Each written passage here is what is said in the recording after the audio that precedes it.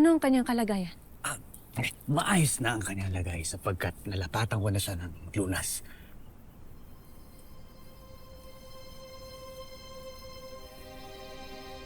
Avisala, Eshma. Buong akala ko lang ay isa ka lang nilalang na hindi ka nais-nais. Ngunit,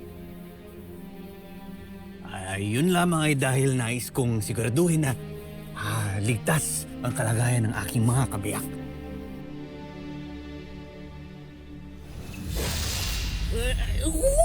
ano ang iyong sabi? Ang aking ibig sabihin ay nais kong siguraduhin na ligtas ang kalagayan ni Lyra at kalagayan mo.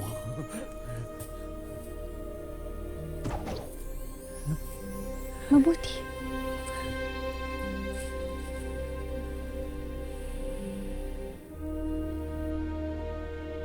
Agnem, bantayan mong maigi si Lyra. At binabalaan kita. Huwag na huwag mo siyang sasalinin. At huwag na huwag mo siyang pagsasamantalahan. Dahil kung hindi,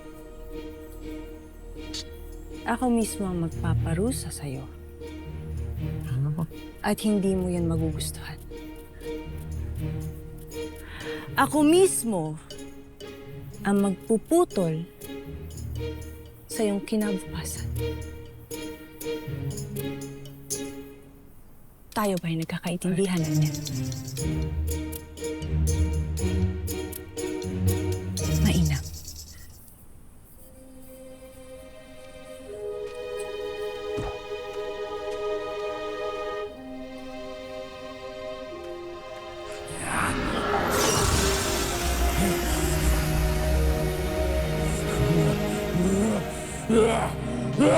Warga Dewata!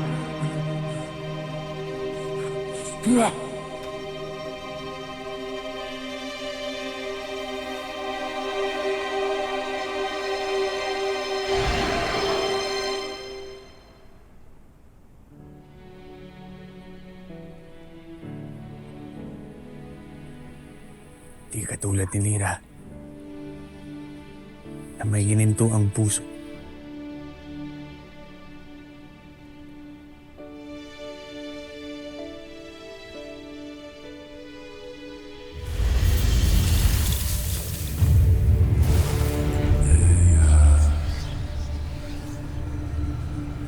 Bakit mo nilalabanan ang iyong tunay na damdamin, Dea? Bakit mo tinitikis ang iyong ada? Di ba't pinakatatangi mo siya? Hindi ba't napakasakit para sa'yo na sinasaktan si Ulgana ng iyong mga kasalanan? Hindi ko na mararanasan. Para sa masarap niyang luto na hindi ko na matitikman. Pinataywan! Hindi ba't masakit para sa'yo na nasasaktan ng iyong ina?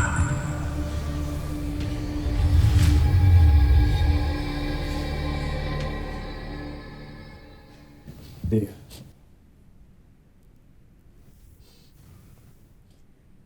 Ano at lumuluha ka? Wala ito, Adamus. Huwag mo akong bigyan ng pansin.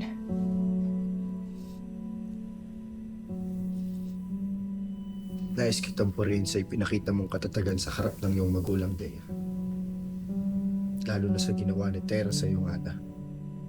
Sana ay huwag na ninyong binabanggit pa ang aking kaugnayan sa kanila. Simula ngayon, ako ay anak na ng Encantadia at ng Mineave.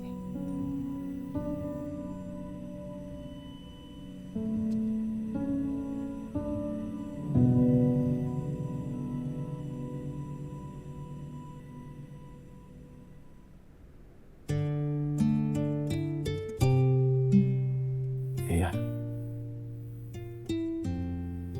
Tunay na karapat-dapat ka nga.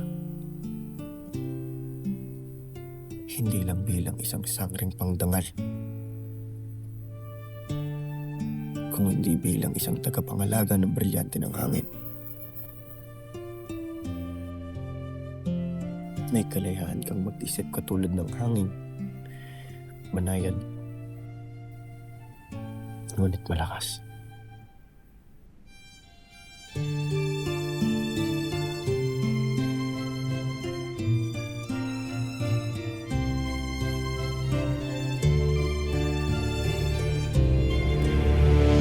Talaga bang ipagpapalit mo ang iyong mga magulang para sa mga tunay na sangre? Thea, Tristan! Teka. Lubayan mo na ako! Sigilan mo na ako! Ano nangyayari sa'yo? Hindi ito tungkol sa iyo, Damus. Ngunit ano ang bumabagabag sa iyong isip?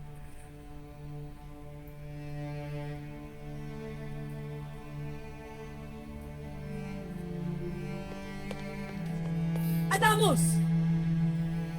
Anong dalaharang nangyayari dito? Ano ang iyong winika? Ang ibig kong sabihin, Dapat Leia. tayo magkawatak-watak. Tama si Zaur. Hindi palalagpasin ni Gargan ang ginawa natin.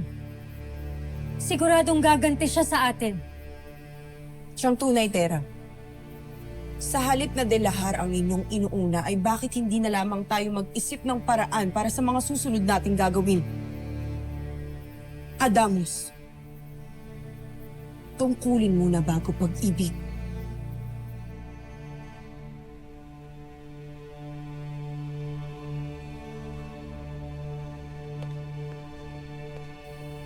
Ako manin sa tinoran ni Flamarade.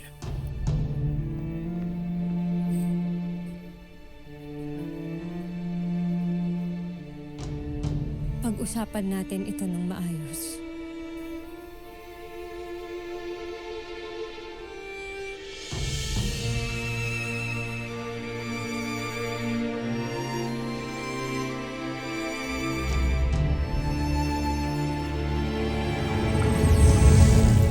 Arpeya, lumayo lamang ako para matakasan ang pakikipag-isang dibdib kay Soldarius. Paalam na, Ada. Hindi ka aalis, Armea.